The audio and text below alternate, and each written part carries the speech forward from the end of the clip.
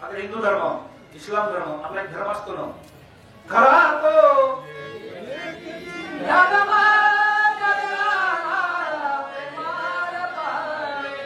आपल्यामुळं आपल्या धर्माला कलंक लागत असला तर त्यापेक्षा मेल्यानं बरं. अपकीर्ती होणे बरं, देणेनं जियावे. कर्म आपण जे कार्य करतो त्याच्यात जर आपल्या कुळाला लाभ लागत असेल तर कर्म करू नये. आपल्यामुळे आपल्या धर्माला वाटा लागत असेल तर ते धर्म स्वीकारू नये. अजून एक सांगितलं काय, 3 सांगितले. कर्म, धर्म, शास्त्र, तुमचं कोणतं बी शास्त्र असेल आणि त्या शास्त्रामध्ये जर आपलं नित्य कर्म होत असेल तर ते सुद्धा करू नये.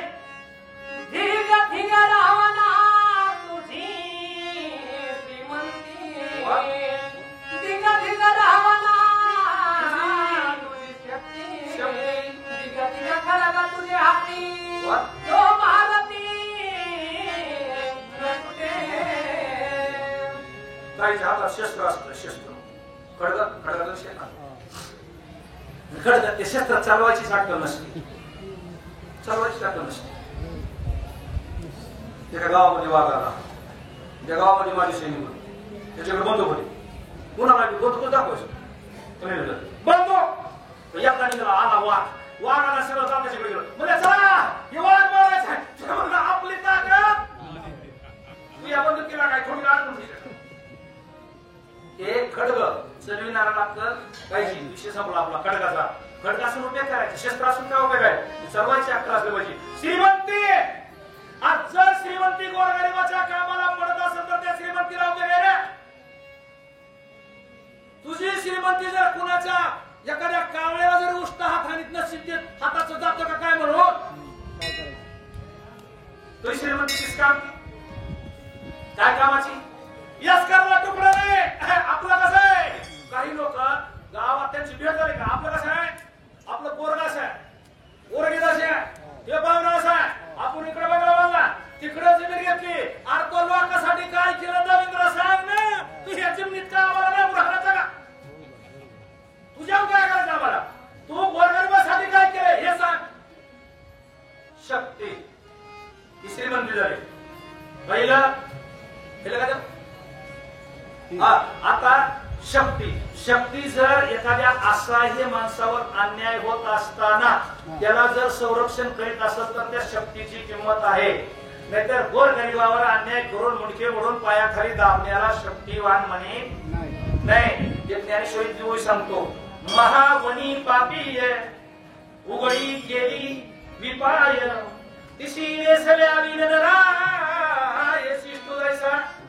अरे एखादी माऊली असा आहे, गरीब आहे, आणि 1-2 माणसांनी तिचे कपडे उतरायला म्हणजे आरामामध्ये कपडे उतरायला तिथे पहिलं म्हण काय करा, मला लय राग येतोय, लय राग येतोय. मग कुठे मागे सरकतो.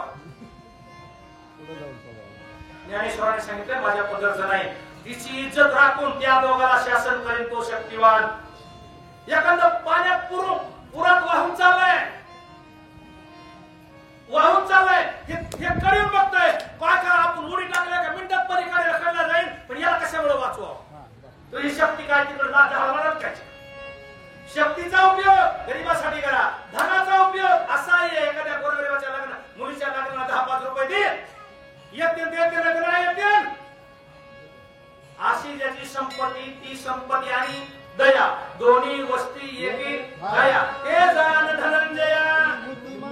असा जो संपत्तीवाला माणूस परमार्थात असतो का, तो माणूस नसतो, तो देव असतो.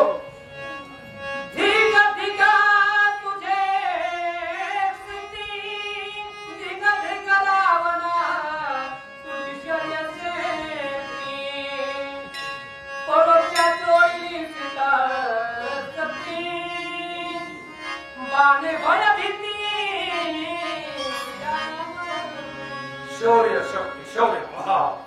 एकच सांगतो झाला, तुला ताकदवान होत असणार. मग पंचवटीच्या ठिकाणी रामाला लक्ष्मणाला मारून सीता नाही पाहिजे.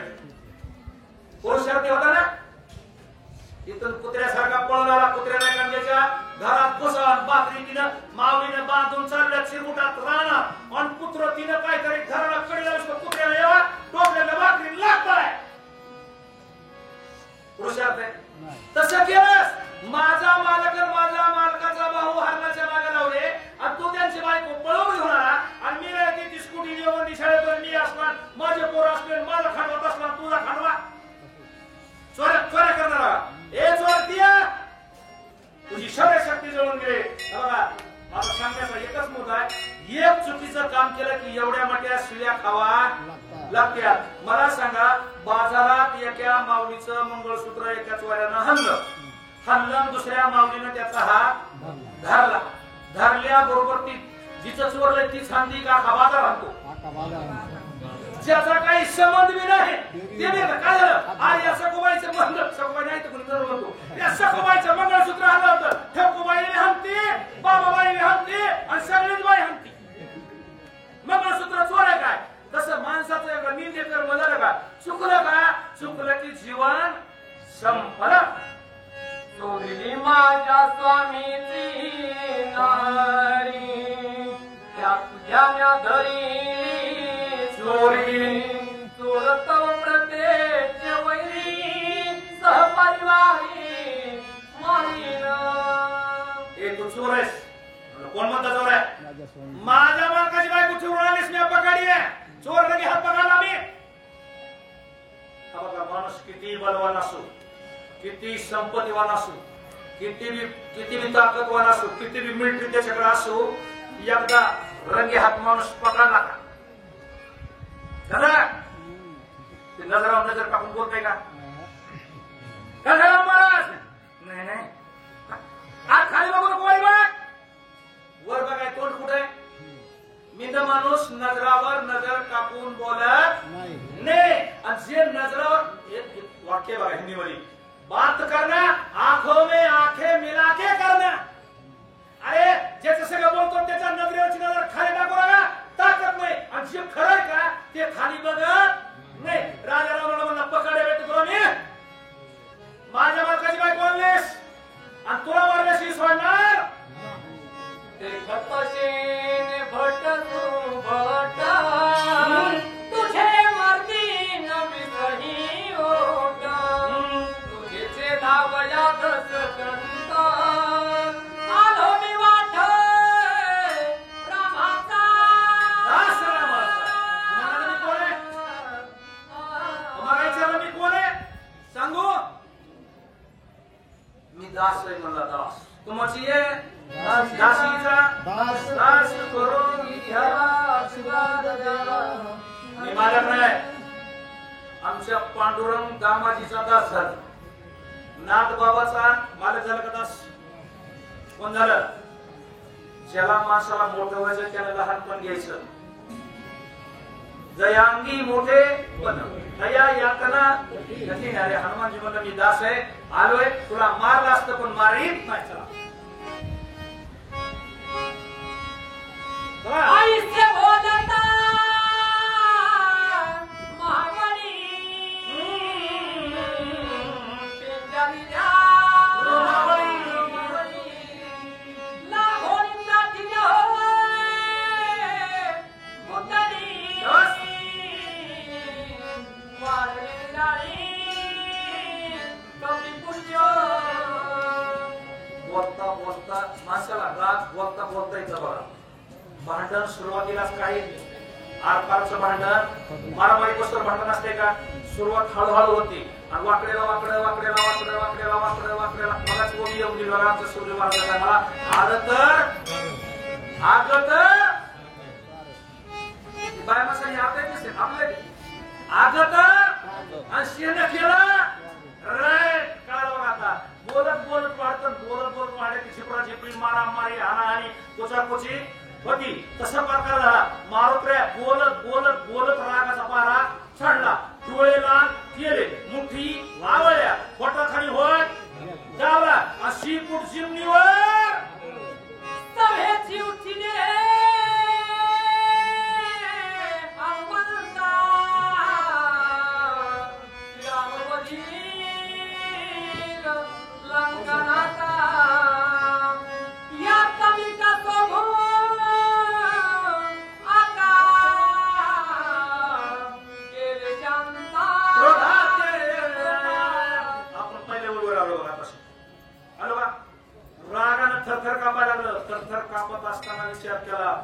कर म्हणलं मी याला मारणार बी नाही, इंग्रजी त्याला मी मारायचं नाही, कुंभकर्णाला मारायचं नाही, मग उगाच मी कशाला मोठी आवड लागलं गबस म्हणला. कोण म्हणला? बाबराव. अक्कल काय खाती? माती. हे बघा शान अक्कल दम खाती.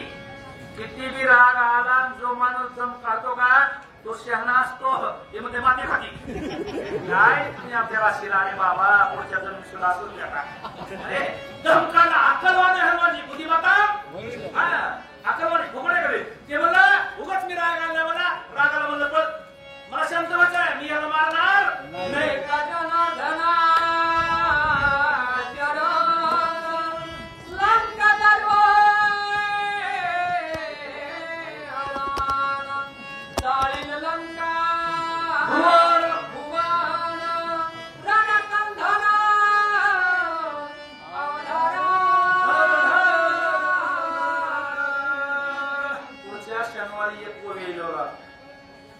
कुणाचा मी होणार कुणाचा पाहुणा जावाई आणला दिवाळी सणा. पुढच्या शनिवारी आपले आपले कपडे सांभाळून या. हनुमान कुणाचे कपडे आठवत होणार? लंकेतलं सांगतो, लंकेतलं पाहुण्या रावळ्याचे सुद्धा सगळ्याचे शब्द बांधून टाकणार आणि पुन्हा ते रावण म्हणणार आणि याचं श्रीपूट कसं दाखवणार रे. तिथे एक बुद्धिवान असते मर्दान, ते म्हणते याचं श्रीपूट सीतेची कपडे फेडल्याशिवाय झाकत. ते म्हणला माझ्या आईचे कपडे. आता हर एक माणसाला आई म्हणजे दैवत आहे मोठं, आईचे कपडे फेडायचे म्हणलं कोणाला बरं वाटतंय? ते म्हणला त्याच्या आईचे कपडे फेडायचे म्हणलं पटकन श्रीपूट. आता ह्याचं श्रीपूट कसं होतं?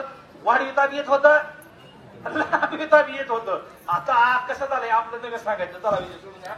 आणि ही कथा पुढच्या अध्यात होणार पुढच्या शनिवारी. आमच्या नाथबाबाने आपल्या गुरुला शरणांगती पत्करली. पुढच्या शनिवारी गाव जळून जाणार आहे रावणाचं. सगळं कपड्याचा त्याला तुपाचा तुटवडा होणार आहे. आणि हे जर कोणाला ही कथा ऐकली तर घरातलं तेल संपत नाही, घरातले कपडे सुद्धा संपत नाही, कोणाचं घर सुद्धा जळत. हे राम आमच्या मारुतीची कथा अशी आहे. रावणाचं घर जळलेलं ऐकलं की आपल्या घराला एक अग्नी लागत. आता अख्खे गाव लंका जाळली. विभीषणाचं घर जळलं का? कमून नाही जळलं?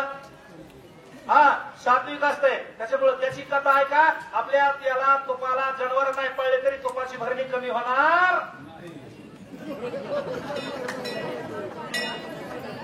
जनावर आम्ही पाळतो, तुमच्या तुपाच्या भरण्या भरून निघत्याल, काही अडचण होणार नाही. भानगड अशी आहे. पुढच्या शनिवारी ही कथा होणार आहे. सर्वांनी आता कामानंदेवर करेल तेव्हा आता निसर्ग कसं सांभाळतोय तुम्हाला माहिती. आणि आता आजच्या पंक्तीचे यजमान बाळासाहेब शशीराव मुंडे, अजय बाबासाहेब मुंडे, गोविंद पांडुरंग मुंडे माझे पुतणेच आहेत केनिवी. आणि आमच्या पुतण्याचीच पंगत होती उत्तम अशोक मुंडे त्याची पंगत होती. आई सिरियस असल्यामुळं ते करीत घेऊ होता. मी म्हणलं तू तिकडं पंगत इकडं करू नको. मग मुलांनी फोन केला. ठिकाणी पंक्तीचं व्यवस्थित नियोजन केलेलं आहे. पाहुणे रावळे नातेवाईक मित्र अत्यंत सगळ्यांनी बोलून पंक्तीचं नियोजन केलेलं आहे. जेवायला बी उत्तम सोय केलेली आहे. आमच्या चाळक महाराजांनी एक कुटुंब खवाई पाठवून दिला. तिकडून पैसे देतात का दाम देतात मला काय माहित नाही. आणि सगळं व्यवस्थित आहे. वाड्याने फक्त एकच विनंती आहे, मला काय सांगायचं ते तुमचं तुम्ही ओळखून घ्या. पंक्ती भेदकाशी मरतील पोरे, पंक्तीमध्ये